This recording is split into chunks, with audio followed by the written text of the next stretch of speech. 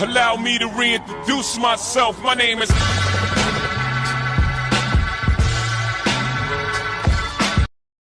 Those health teachings is part of how she can really fully understand how type 2 diabetes works, how it's affecting her overall progress, while at the same time providing her the assurance that it's something that is expected from people who suffer from that condition as well. So you can tell her that it's really highly expected that sometimes the wound heals a bit slower than usual in comparison to people who do not have diabetes, as the blood has a tendency to be more viscous. It definitely can flow more sluggishly than usual, especially that the infection is located somewhere in your lower extremities. So I assure you that everything that you're experiencing is something that we are monitoring, and it is expected.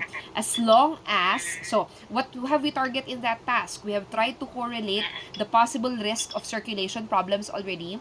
We've related it with the condition that she's experiencing, which is highly expected from people who have type 2 diabetes, and we're trying our best to use layperson's terms for her to be able to understand it much effectively. And then after that, you can insert na as part of providing the solution to it, as long as, so after nating sabihin sa kanya yung mga possible na risks yan and expected problems, as long as we comply with what your doctor has suggested, like being compliant with the entire course of your antibiotics, finishing it, taking it on time, having some movement-based exercises that can also help with your blood flow. You've mentioned earlier, Mrs. Smith, that you have been doing some chores and light activities here around the house.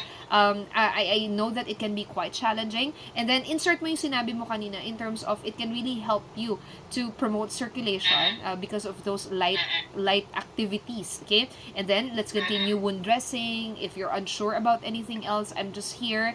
I'll be more than glad to demonstrate to you how wound dressings for your wedge resection could be done. I hope I was able to provide clarity for your progress, for your prognosis, Mrs. Smith.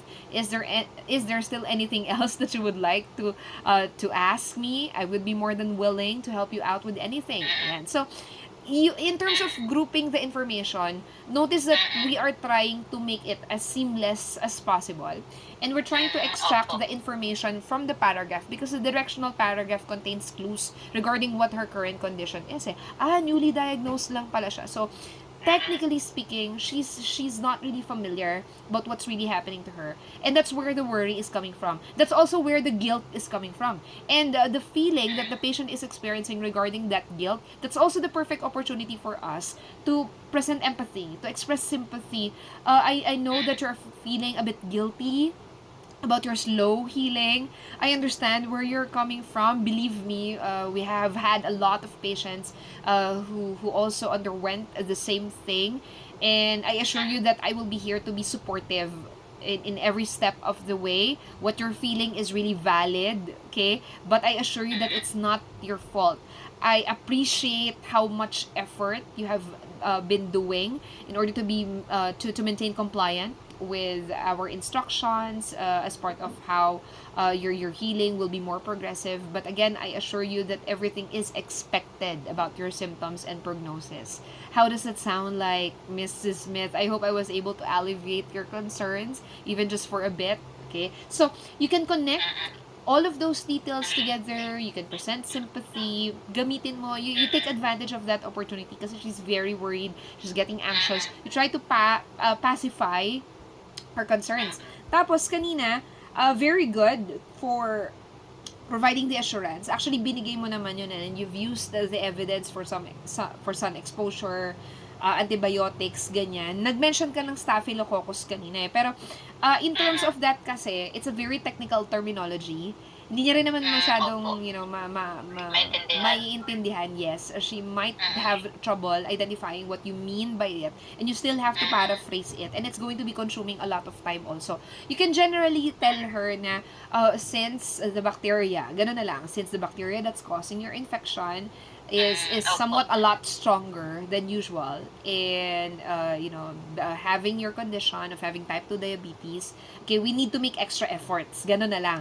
We need to make extra efforts to really be more mindful about what are the things that we are doing to promote blood circulation and wound healing. Yan. So pwede mong sabihin yon in its layperson terms. Kasi nga, be very mindful of vocabulary, especially home visit siya, recently diagnosed, so hindi niya pa talaga alam kung ano yung nangyayari. Alright? So, yun lang. So, those are my only comments. Medyo na-rattle ka rin kasi kanina since medyo mahaba yung task, na overwhelm siguro. Since first time kitang hindi naman actually first time, pero this is the time na kada question or kada bullet point, mahahaba yung instructions. I used to give you multiple tasks na kasi or bullet points eh. Pero now kasi, multiple yung statements per bullet point. So, this is really a challenge during your preparation time. So, pag ganyan, relax, try to breathe, do not panic. You encircle, you underline very important key points. And then, hanapin mo palagi, tanungin mo sa sarili mo, what are the things that I can discuss together? What are the things that I can group together so as to maximize my time? So, usually kapag ganyan, you identify saan nag-change yung task. Like, alin dito yung information giving, alin dito yung sets of information gathering. Kasi, kung nagsimula tayo, find out about the patient's general habit, that's investigation eh. So, yun yung dapat inuuna. So, upon interacting with the patient, hi, good morning, Mrs. Smith. How have you been doing? My name is Charlene. I'm the nurse from the community.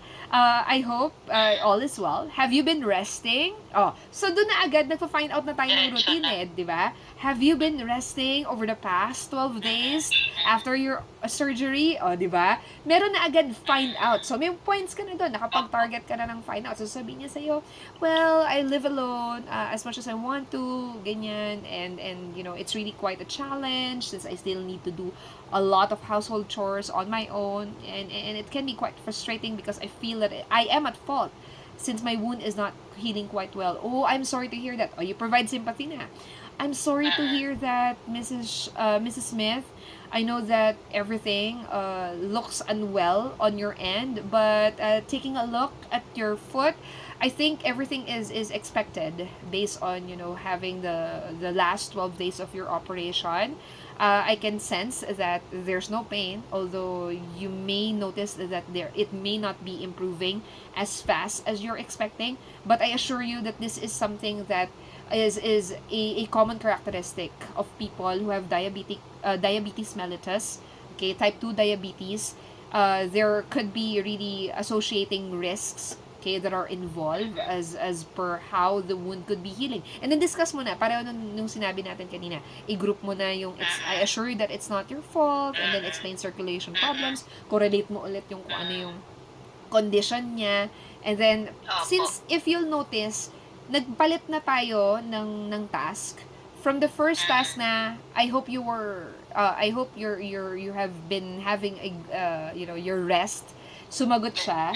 So, next part, you provide information na. So, those are the next sets of tasks. Yes, nagpalit na tayo ng goal natin. So, si highlight, persuade, and then explain. So, si highlight muna and explain circulation problems. You talk about those together. And then you move on to persuading the client, okay, that the toe will heal in accordance to the compliance to health teachings, antibiotics, and sun exposure.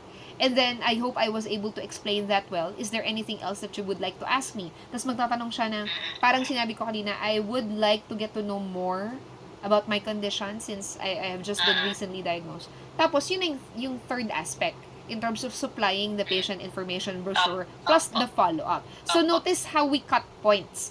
For every instance na magpapalit tayo ng goal, you can take that as an opportunity for groupings.